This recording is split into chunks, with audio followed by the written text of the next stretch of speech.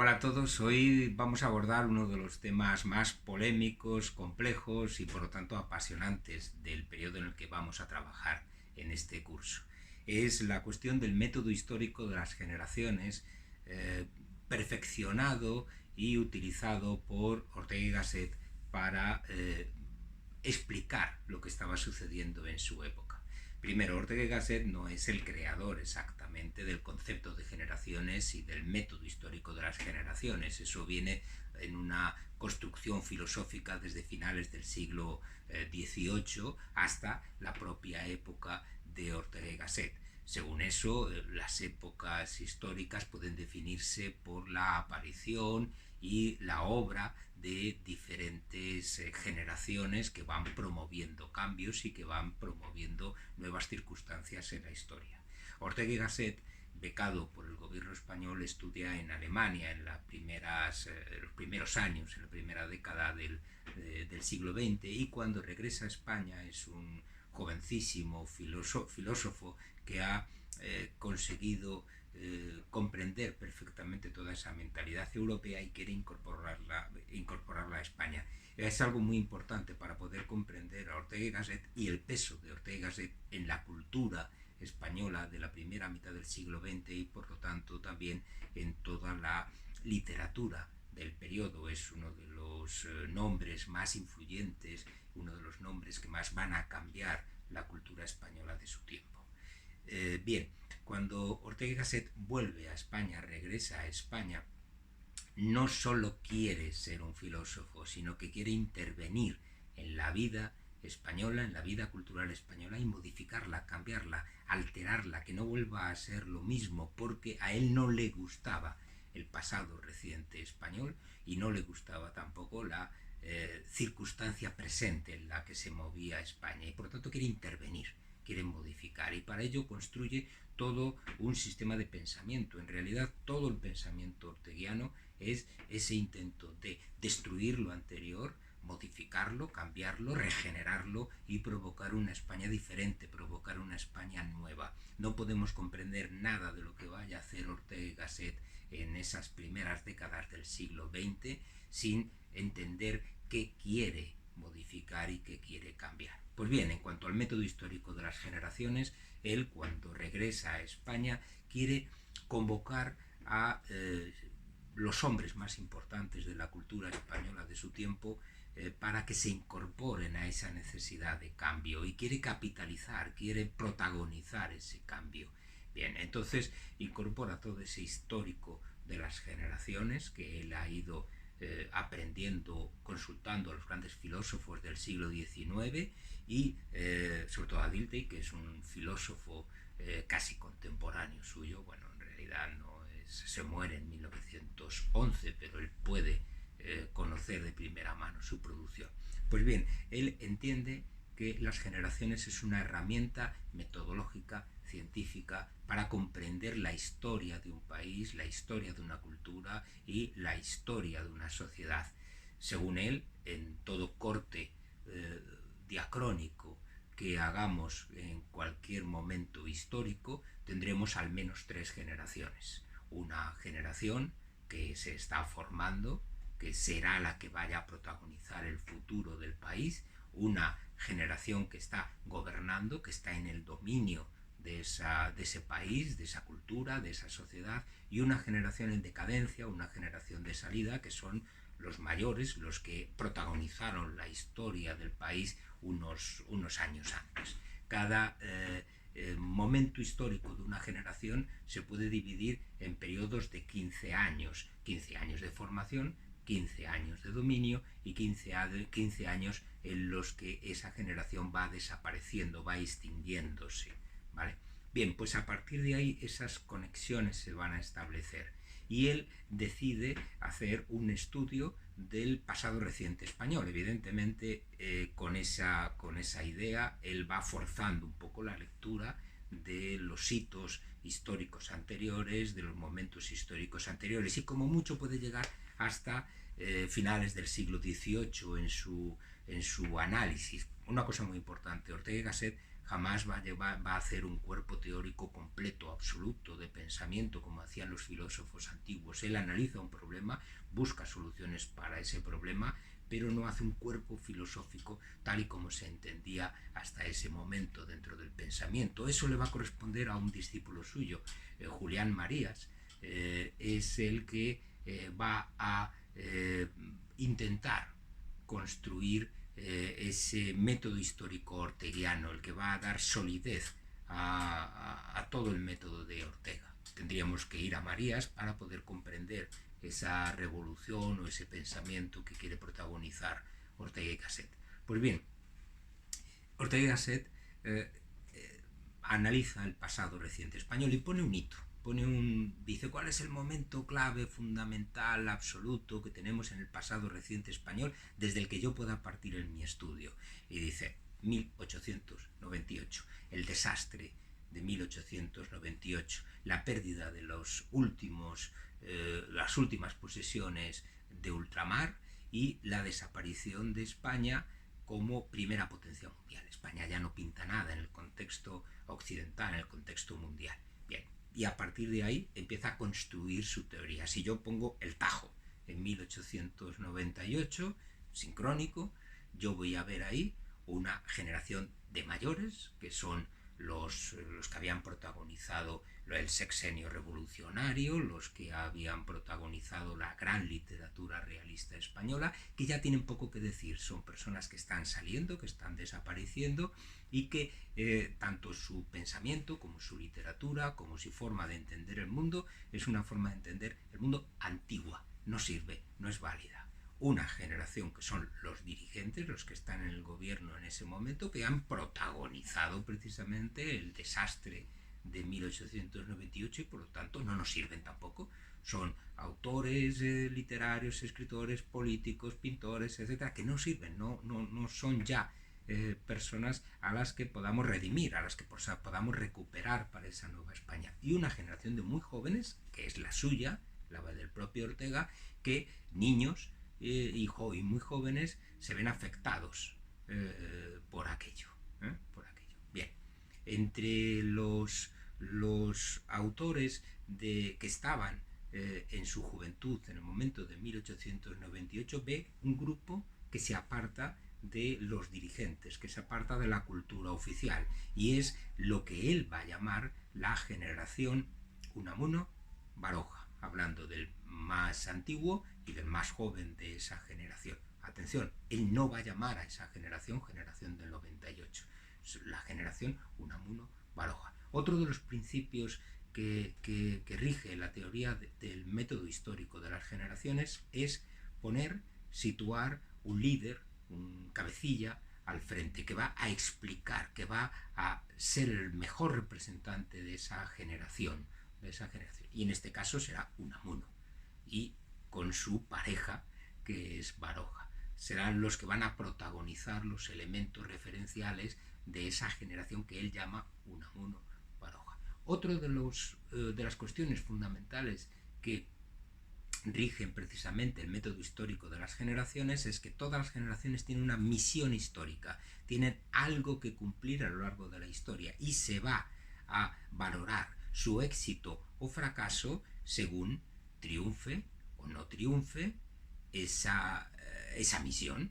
El concepto de misiones es algo fundamental en la teoría filosófica, en la teoría de pensamiento de Ortega y Gasset. Ortega y Gasset va a aplicar la misión de la burguesía, la misión de la universidad, la misión del gobierno, la misión. Para él el concepto de misión es fundamental. Pues bien, las generaciones tienen una misión histórica que cumplir, y si no la cumplen serán juzgadas como generaciones fracasadas.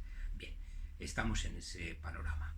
A esa generación Unamuno Baroja él otorga una misión de destrucción de todo el panorama cultural, de gobierno, administrativo, educacional que España tenía en aquellos momentos de finales del siglo XIX. Será, por tanto, una generación destructora, según quiere Ortega y Gasset. Su misión histórica será destruir todo el edificio antiguo, dejar dejar aquello como un solar para que se pueda reiniciar la modificación, se pueda reiniciar una nueva España, un nuevo concepto de lo español y una nueva tarea.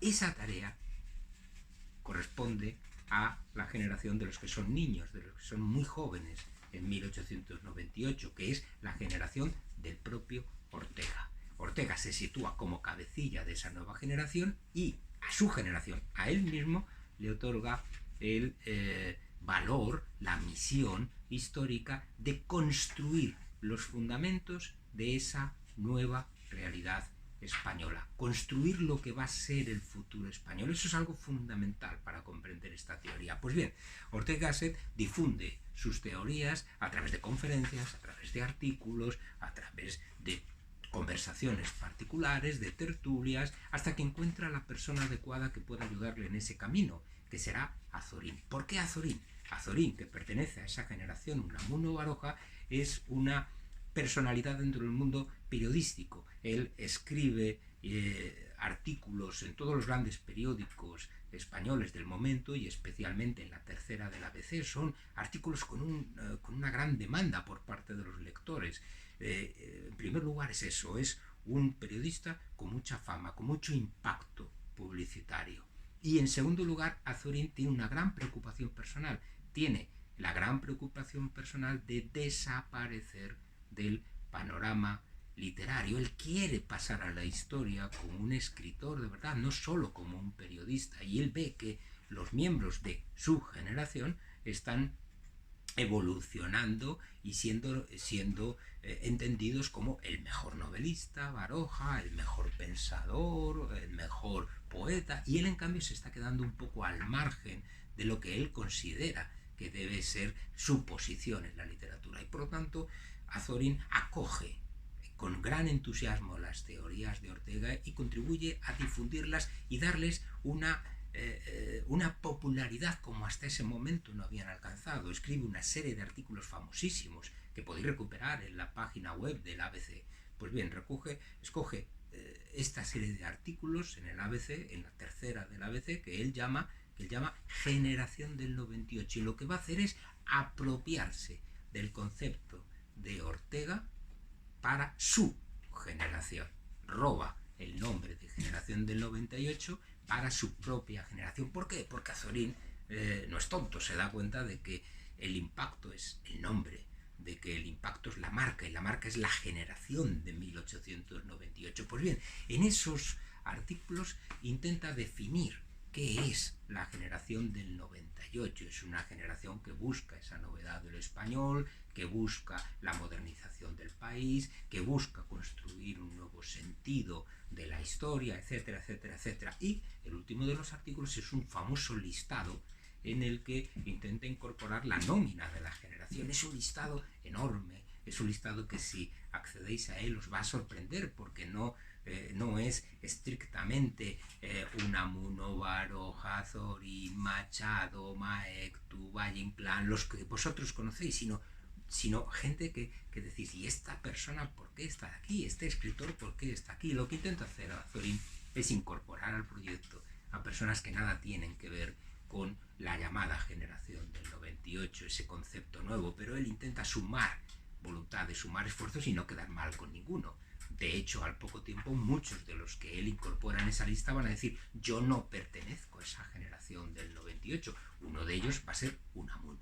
Unamuno va a decir, yo no me reconozco en estas ideas, yo no me reconozco en esta nómina. Entonces, supuestamente, uno de los que eran el gran nombre, el gran cabecilla de la generación, se cae. Dice, yo no estoy aquí, no estoy aquí.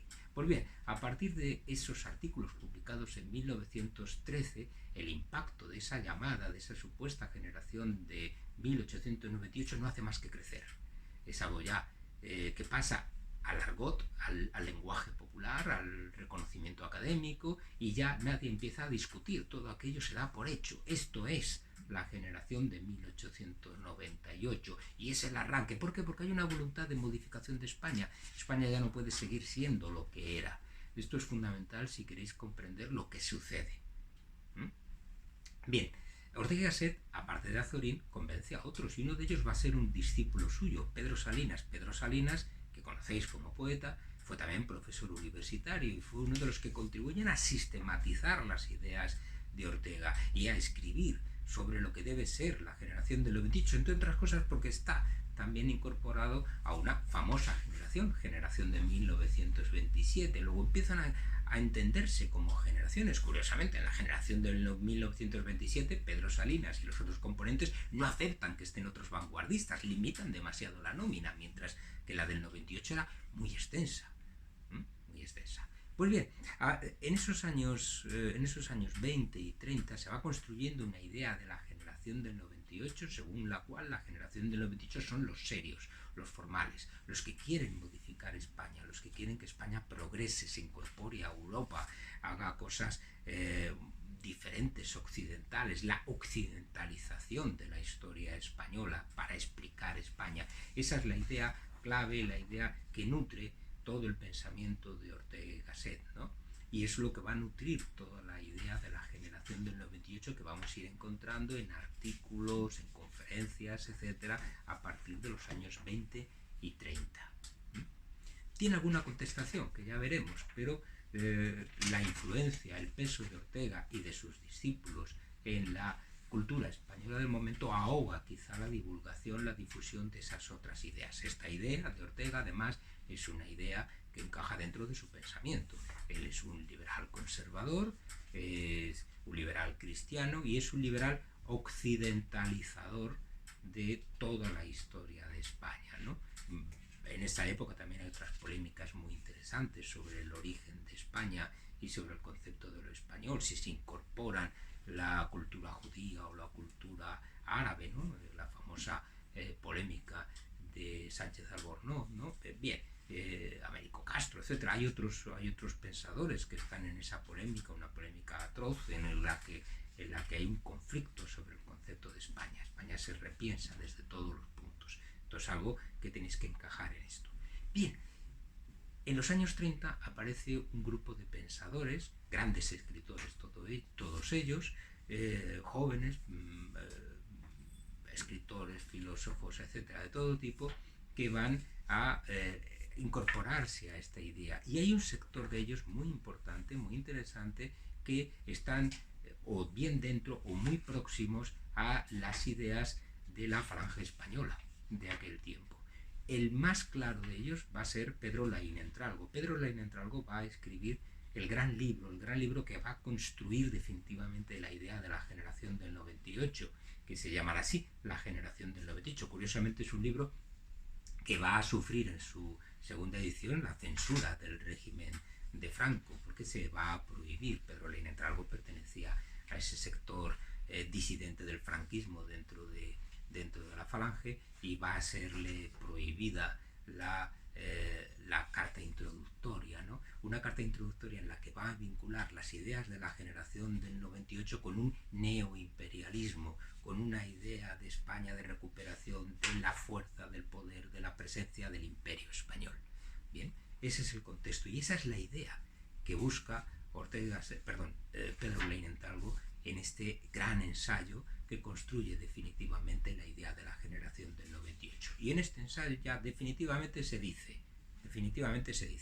los autores de la generación del 98 buscan una profundización en el pensamiento, en la reflexión sobre lo español, en contra de esas modas modernistas, etcétera, que buscan sobre todo algo más pasajero, algo más estético. Y esto, pasando el tiempo, va a consagrarse en un famosísimo libro de Díaz Plaja que se llama Modernismo frente a 98. Ya no es que haya dos generaciones conviviendo, los modernistas y la generación del 98, sino que son dos generaciones enfrentadas. Y todos habréis estudiado este tema con dos columnas, con dos famosas columnas. En una columna se pone generación del 98, pensamiento privilegia en el fondo sobre la forma, Unamuno, Baroja, Zorín, Machado, Maeztu, etcétera, etcétera, etcétera, España como tema, etcétera, etcétera, etcétera. Bien, todos habéis estudiado este tema así. Y en la otra columna tendríais modernistas. Modernistas, una moda pasajera, buscan la forma antes que el fondo, es extranjerizante, es escapismo, y ahí tendríais, por ejemplo, Rubén Darío y el resto de los modernistas. Son dos generaciones, por lo tanto, dos propuestas estéticas y de pensamiento que estarían completamente enfrentadas. Pero no olvidéis nunca que todo esto parte, primero, de una propuesta de intervención en un problema que tenía España en ese momento y, por otra parte, en un desarrollo neoimperialista que va a consagrarse dentro de la Falange y que el franquismo va a asumir como propio y que va a construir en esa idea de enfrentamiento entre lo extranjero y lo español, y va a pasar a los libros de texto, a los programas de estudio de los bachilleres, de las universidades, va a aparecer en el boletín oficial del Estado y se va a convertir en una verdad de fe, en una verdad que es incuestionable. Esto es así. De hecho, durante muchas generaciones no se va a cuestionar este enfrentamiento entre modernismo y 98. Pero si vamos hacia atrás, y ahora recuperamos, en los años 20 y 30 sí hubo quienes lo cuestionaron. Unamuno dijo que él no pertenecía. Pero bueno, como Unamuno es muy raro y Unamuno siempre está en contra de todo, pues se le deja pasar y ya está. Pero luego hay estudiosos muy serios, como Ángel del Río, que cuestionan esto. Primero cuestionan el método histórico de las generaciones. El método histórico de las generaciones no es científico, no es una metodología válida, porque en cuanto nos movemos un poco, en cuanto descuadramos un poquito la casilla, vemos cómo algunos de los autores que están en una generación podrían estar perfectamente en otra, como lo riguroso de la cronología impide ver muchas veces otras cuestiones que están en el mismo momento. Por tanto, se empieza a alterar el panorama, y sobre todo si nos fijamos en otros periodos, el método histórico de las generaciones definitivamente fracasa. Hay algo muy importante, y es que, claro, Ortega y Gasset escribía todas estas teorías basándose en un hecho biológico del momento. Las personas normalmente vivían X años, y en esos X años había una formación, una madurez, etcétera, que es muy diferente a lo que sucedía 100 años antes y a lo que sucede en nuestro tiempo. En nuestro tiempo todo está ya cambiado, ya no podemos establecer este método histórico de las generaciones. Por tanto, un método histórico de las generaciones que solo sirve para una intención concreta no es válido como método científico. Podemos intentar comprender que es válido para la idea que tiene Ortega de cómo debe mejorar España, pero no como un método verdaderamente científico que no puede extenderse mucho más allá. ¿Vale? Esto es clave y esto es un punto de partida fundamental. Otro que va a cuestionar todo esto va a ser Juan Ramón Jiménez. Juan Ramón Jiménez va a recoger gran parte de los estudios heterodoxos en este sentido sobre el método histórico de las generaciones y sobre ese enfrentamiento entre modernismo y generación del 28, va a corregirlo en una serie de trabajos suyos y sobre todo en un curso de doctorado que él va a impartir en la Universidad de Puerto Rico, en donde está exiliado, y allí en la Universidad de Puerto Rico lo corrige, dice: esto no es así, esto no es así. Los supuestos autores de la generación del 98 no hacen nada diferente metodológicamente, en estética, en pensamiento, a lo que están haciendo los modernistas. La visión que tiene Rubén Darío de la historia de España es igual que la de Unamuno o la de Maeztu, ¿vale? En cuanto a los principios metodológicos.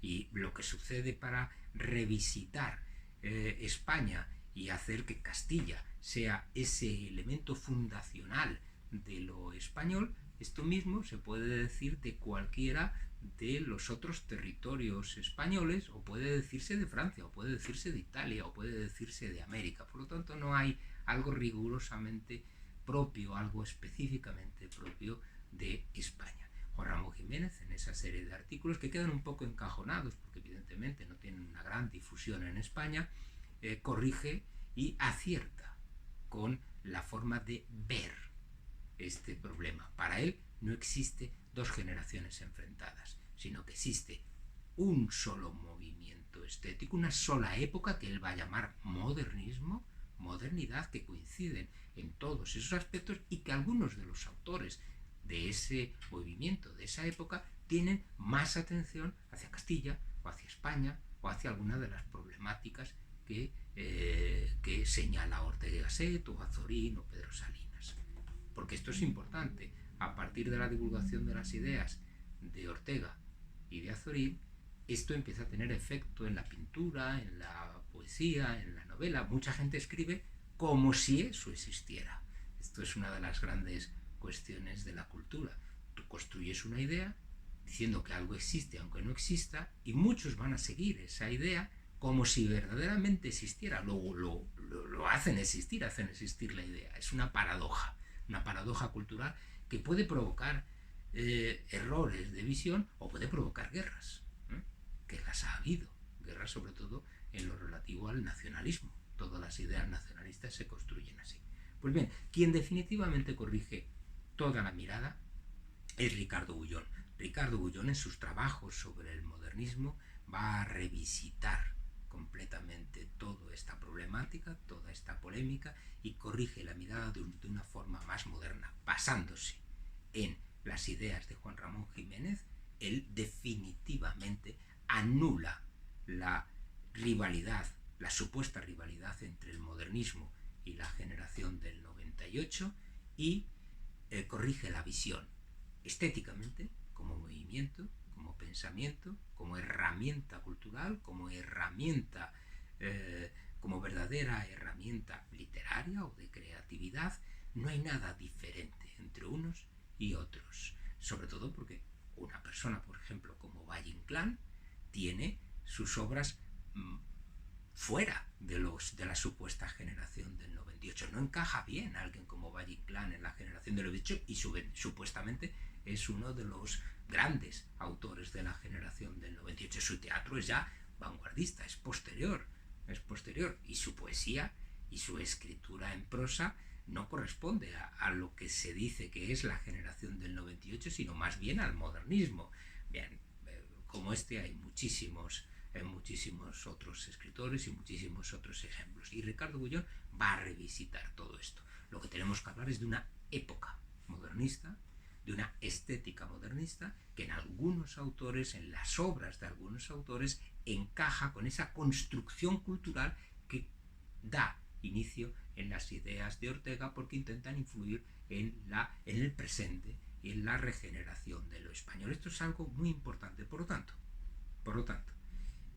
yo sé que es muy difícil porque todavía está en muchos planes de estudio, en muchos manuales que se manejan hoy en día, pero si yo uso el concepto de generación del 98 sin poner ningún matiz, lo que estoy es llevando un concepto muy ideologizado, aunque sea sin saberlo, a la práctica cultural, a la práctica de mis análisis, y es algo que tenemos que tener claro para evitar errores de concepto. Realmente la época es el modernismo, que está inserta en esa época que algunos han llamado Edad de Plata, en la que España camina hacia la modernización en todos los aspectos y también hacia la modernización del lenguaje, de la literatura. De todo esto tenéis suficiente bibliografía. Muchas gracias.